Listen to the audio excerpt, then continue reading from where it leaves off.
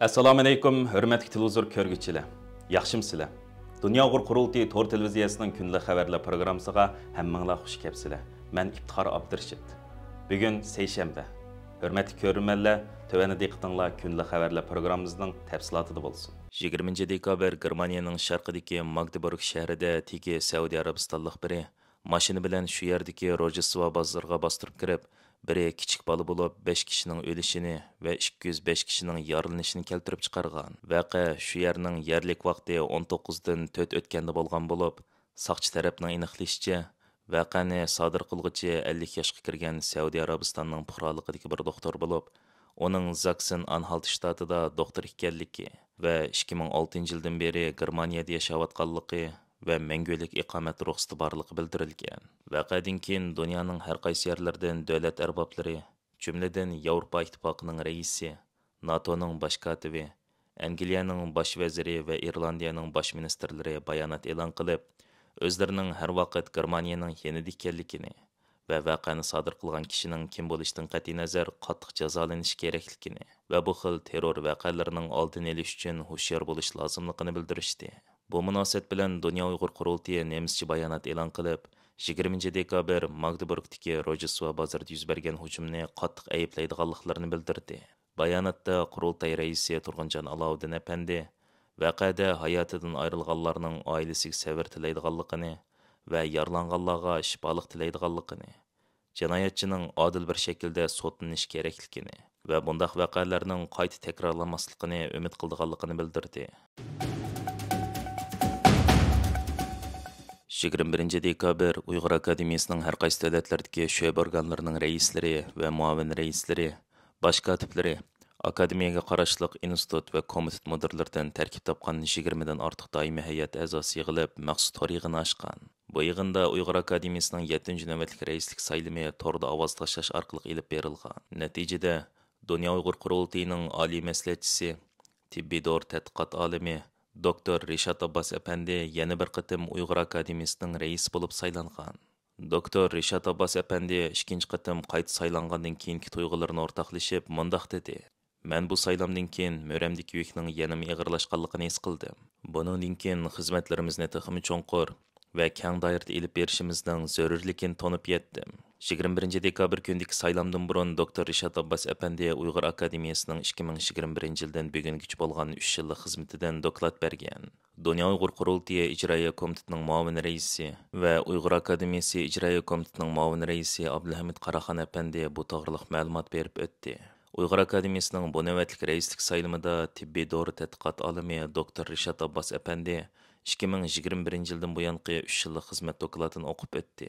O dokladida Uyg'ur Akademiyasining tashkiliy tuzumini mukammallashtirish, Uyg'ur irqiy qirg'inchiligini davomli o'ttirib qo'yish, Uyg'ur milliy mavjudligini qo'g'dash, chet eldagi Uyg'ur yoshlari uchun yurishlashgan Uyg'ur ona til darslik kitobini tuzib chiqish, Uyg'ur yoshlarini tarbiyalash, tashkilot va oliy maktablar bilan hamkorlashgan asosda irqiy qirg'inchilikni to'xtatish uchun Amerika Davlat Majlisida Uyg'urlar bilan munosabatli qonunlarning ma'qullanishida turtkilik rol o'ynaganligini o'ttirib qo'ydi.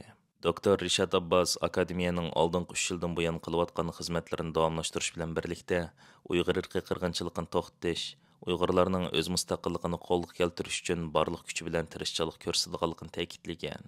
Abdulhamid Qaraxon apandining bildirishicha, Uyg'ur Akademiyasini eng dastlab 9 nafar Uyg'ur ziyolisi Istanbul shahrida 2009 yili 9-oyning 9-kuni qurib chiqqan. Bu ilmiy organ shu yillarda muhojiratdagi Uyg'ur ziyolilar va o'quvchilar uchun yangi bir umid munbir bo'lgan ekan. E'lanishicha, Uyg'ur Akademiyasining 2017 yilgacha bo'lgan 8 yillik amaliy xizmatlari muhojiratdagi ziyolilar va o'quvchilar ichida belgilik ta'sir qo'zg'agan. Shunga 2017 yili Uyg'ur Akademiyasining ta'siri Turkiyadan boshqa davlatlarga ham kengaygan. Hozirgacha Turkiyadan boshqa yana Amerika, Yevropa davlatlari, Avstraliya, O'rta Osiyo davlatlari, Kanada va Yaponiyada ilgari keyin bo'lib, Uyg'ur akademiyalari orqa-orqadan qurilgan. Hozirgacha jami 8 davlat va qit'ada Uyg'ur akademiyalari qurilgan. Uyg'ur akademiyasi tarkibida Xitoy tadqiqot instituti, Qutadg'ubilik instituti va ona til komitetlari qurilgan ekan. Xitoy Tashqi ishlar ministrligi Uyg'ur haqlarini qo'g'dash qurilishi Kanada Tibet komitetini öz ichiga olgan Uyg'ur va Tibetlarning haq-huquqlarini himoya qiladigan ikki tashkilot va ularning 20 xodimini jazo tizimligiga olgan. Tizimlikdagi kishilarning 15 nafari Uyg'ur haqlarini qo'g'dash qurilishidan, qolgan 5 nafari Kanada Tibet komitetidan ekan. Xitoy Tashqi ishlar ministrligining to'r betida mundaq deyilgan. Xitoy Junxo Xalq Jumhuriyatining chet el embargolarga qarshi turish jazo qonunining 3-chi, 4-chi, 5-chi, 6-chi, 9-chi va 15-chi moddalaridagi belgilarga asosan Uyg'ur haqlarini qo'g'dash qurilishi Kanada Tibet komiteti va xodimlarga jazo yurgizishni qaror qildi. Ularning Xitoydagi uy mulk va boshqa turdagi mulklari to'nglatildi. Xitoydagi tashkilot va shaxslarning ular bilan munosabatlik savdo, hamkorlik va boshqa faoliyatlarni olib berishi cheklanadi. Ularga hech qanday viza berilmaydi va ularning Xitoyga kirishiga ruxsat qilinmaydi. Bu Hong Kong va Aumanni o'z ichiga oladi. Bu qaror 2024-yili 12-oyning 21-kunidan boshlab yo'l qo'yiladi. Kanadadagi Uyg'ur haqlarini qo'g'dash qurilishining ijroiya direktori Mehmet To'xtapandim Erkin Osiyo radiosining ziyoratini qabul qilib, Xitoy Tashqi ishlar ministrligining Uyg'ur haqlarini qo'g'dash qurilishi va uning xodimlariga qarshi yurgizgan jazo haqida so'z qilib, mundaq dedi. Xitoy hukumatı hozir Uyg'ur haqlarini qo'g'dash qurilishini Xitoyning Kanadada planlagan programmalari Kanadaga singib kirishi va odam yerlashtirilishini buzdigan ham Xitoyning yo'lini to'silgan tashkilot deb qaraydi. Bu sababdan tashkilotdagi barliq xodimlarimizga jazo berdi. Mehmet To'xtapandi yana o'zining va Uyg'ur haqlarini qo'g'dash qurilishidagi xodimlarning Xitoyda uy mulk va boshqa turdagi mol-mulklarining yo'qligini, Xitoyning bergan bu jazosining o'zi va boshqa xodimlarga salbiy ta'sir qila olmaydiganligini va aksicha ijobiy ta'sir bo'ldiganligini alohida tilga oldi. Bu haqda Dunyo Uyg'ur qurultiyi 22 dekabr bayonot e'lon qilib, Xitoy hukumatining bu embargosiga qattiq hayron qolganligini bildirgan. Bayonotda Dunyo Uyg'ur qurultiyi Xitoy hukumatining Qurultay Qonun komitetining sobiq mudiri Mehmet To'xti boshchiligidagi Markaziy Kanadadagi Uyg'ur haqlarini qo'g'dash qurilishiga va ushbu qurilishning 14 xodimiga jazo e'lon qilganligidan qattiq hayron bo'lganligini bildirdi. Bayonotda Qurultay raisi Turg'unjon Alovuddin apandim bu vaqt tushuncha berib, mundaq degan. Xitoyning bu qilmishi qisosga qisos harakati bo'lib, tamoman o'chilish xarakterlik bir jazo yurgizishidir.